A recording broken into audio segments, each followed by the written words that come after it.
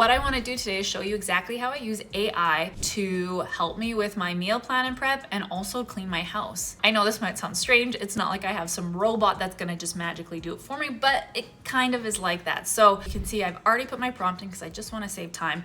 But I've essentially told Chat GPT that they're a health expert and they're gonna give me a custom macros plan. If you don't do macros, that's totally fine. You can just ask for a meal plan. And you can ask them not to include food you don't like, and you can ask them to include more food that you do like. Once I've done that, I've gotten a whole week of breakfast, lunch, afternoon snack, dinner, and evening snacks. Now, once I've gotten this full week of meals ready to go, I can go down and I get a grocery list. I asked ChatGPT to pump out a grocery list from the above meal plan. And I mean, obviously, sometimes it's a little bit off. It just says chicken breasts. You could ask for it to give the actual count, but I have a general idea of how much I need. So I've gotten a full grocery list, and then I ask for it to give me a chart with recommended recipes like other food bloggers that I really like. So now I know exactly where to go for some recipes, for some inspiration. From there, I asked them to make 5 dinner plan for my 2 kids that uses the same ingredients as the meal plan above. Because when you have kids, you understand that they don't always eat the food you want to eat, but the last thing I want to do is make 2 completely different meals. This way, whatever I'm making above, it's kind of a switched up meal that a kid is gonna like eating. So I'm not really doing as much work. So that's how I use ChatGPT to help with my meal planning and meal prep.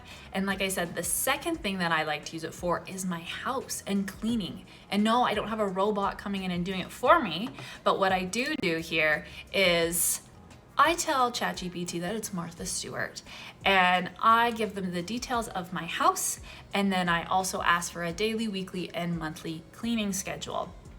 So once we get all of that data in there, I asked it to put it in a chart. Now, if you've watched my other video on saving time, you'll see that it was all about using your Google Calendar, time blocking. What you're gonna do with these tasks now, especially the monthly and weekly ones, is block off that time in your calendar so that you can get that task done.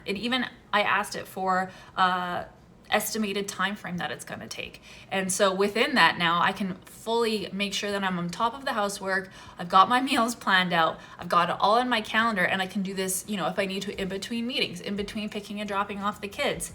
And I also got it to give me a laundry schedule for a house of 4, because outside of the cleaning and the meals, laundry is a never-ending game. And so this way, I just get a reminder on my phone now to put the laundry in instead of waiting till the end of the week and I have no clothes left and all the laundry to do. So that is how I use ChatGPT for all of these tasks. If you want to see more ways you can integrate this technology into your business and work life, make sure you stick around for more.